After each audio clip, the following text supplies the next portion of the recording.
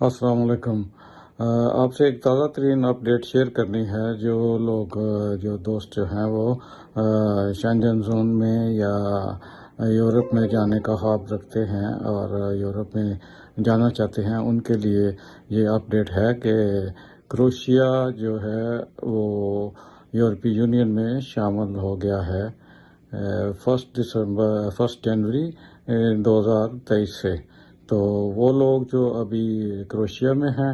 وہ ان کے لیے بہت بہت یہ خوشی کی بات ہے، اور ان کو بہت بہت مبارک ہو میری طرف سے کہ وہ ابھی یورپی یونین کے جو ہے وہ ریزیڈنٹ بن گئے ہیں۔ تو اب ان کے لیے یہ بڑا خوشی کا مقام ہے، اور ان کے لیے جو ہے آئندہ معاملات آسان ہو جائیں گے۔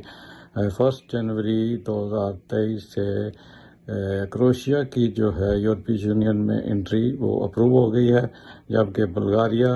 اور سربیا جو ہیں ان کو ابھی، اور رومانیہ وغیرہ جو ہے ان کو ابھی انٹری نہیں ملی ہے۔ تو بہت سارے دوستوں کو